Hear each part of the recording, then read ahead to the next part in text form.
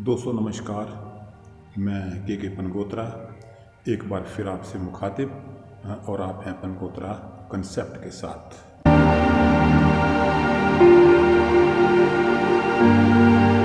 तो दोस्तों गुजारिश है कि पनगोत्रा कंसेप्ट को आप सब्सक्राइब करें। तो दोस्तों जैसा कि आप सबको पता है कि धारा 370 का मुद्दा विधानसभा में, जम्मू कश्मीर विधानसभा में उठा है। काफ़ी शोर शराबा हुआ। तो मैं समझता हूँ कि 370 की अगर हम बात करें तो 6-7 चीज़ें हैं जो बदलाव हमने देखा। तो 370 के एब्रोगेट होने के बाद क्या बदला? 2 विधान 2 निशान, ये चीज़ बदल गई। 2 विधान और 2 निशान नहीं रहे। तो अगर मैं समझता हूँ कि अगर धारा 370 को निरस्त करते समय 2 विधान 2 निशान का जो मुद्दा है, इससे शायद कश्मीर संभाग को और जम्मू को यानी कि पूरे राज्य को इससे कोई गिला नहीं होता कि 2 विधान और 2 निशान जो हैं जो क्यों चले गए। ये कोई बड़ा मुद्दा नहीं था। दूसरी बात है भारतीय न्याय संहिता और आरपीसी। पहले आरपीसी था, अब भारतीय न्याय संहिता जो है वो जम्मू कश्मीर में है। तो ये भी कोई बड़ा मुद्दा नहीं था मेरी समझ में। तीसरी बात है जो लड़कियां यहाँ राज्य से बाहर शादी करती हैं उनके अधिकार के बारे में। तो उनको अधिकार मिल गए धारा 370 निरस्त होने से। तो इसमें भी मैं समझता हूँ कि किसी को कोई भी एतराज़ नहीं होता लड़कियों के अधिकार के बारे में। चौथी चीज़ है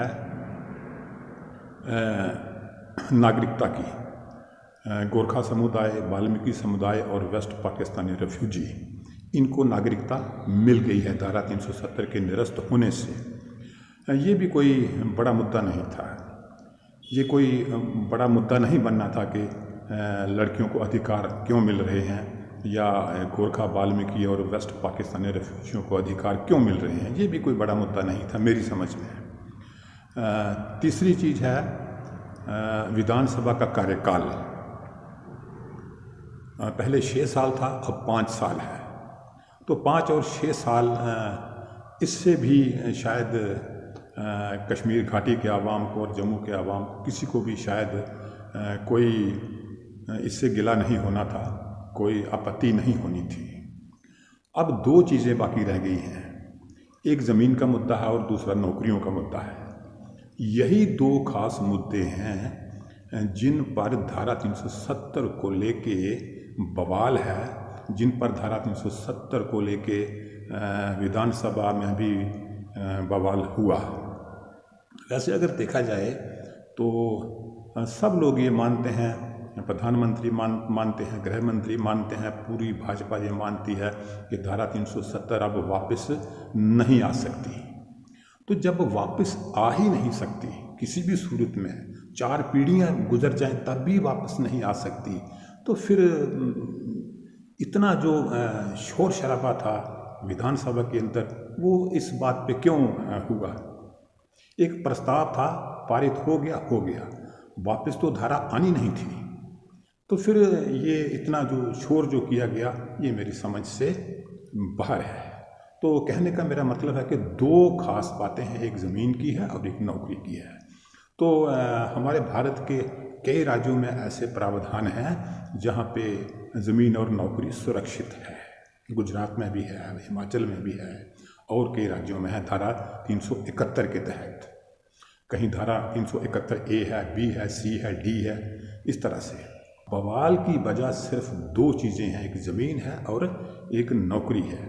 ये दोनों चीज़ें अगर जम्मू कश्मीर की जनता के पास रह जाती तो कोई बड़ा मुद्दा नहीं बनना था। वैसे भी धारा 370 समाप्त करने की बात थी। जो बात मुख्य रूप से हमारा जो जनसंघ था या भारतीय जनता पार्टी जिस मुद्दे को, वो था 2 विधान 2 निशान 2 प्रधान। ये सबसे बड़ी बात थी।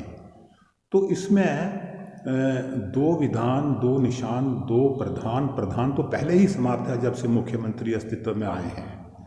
तो दो विधान और दो निशान की बात थी। तो दो विधान और दो निशान समाप्त हो गए हैं। जम्मू कश्मीर भारत का हिस्सा बन गया है। भारत का संविधान जम्मू कश्मीर में लागू है। सिर्फ दो बातें, ज़मीन और नौकरी, अगर इन दो बातों को रखा जाता, अगर इन दो चीज़ों को नहीं छेड़ा जाता, तो मैं नहीं समझता कि जम्मू कश्मीर में धारा 370 को लेके प्रस्ताव विधानसभा में आते, या घाटी के लोग जो हैं या जम्मू कश्मीर के लोग समझो तो इतना बवाल पैदा नहीं होना था। तो दोस्तों, मेरा कहने का आज भाव यही है कि धारा 370 के निरस्त होने की जब हम बात करते हैं तो प्रमुख रूप से दो चीज़ें ही सामने आती हैं, ज़मीन और नौकरी। अगर ज़मीन और नौकरी को रख लिया जाता तो यहाँ पे बवाल जैसी कोई चीज़ पैदा नहीं होनी थी। तो आज के लिए इतना ही। अगली बार किसी और मुद्दे के लिए नमस्कार।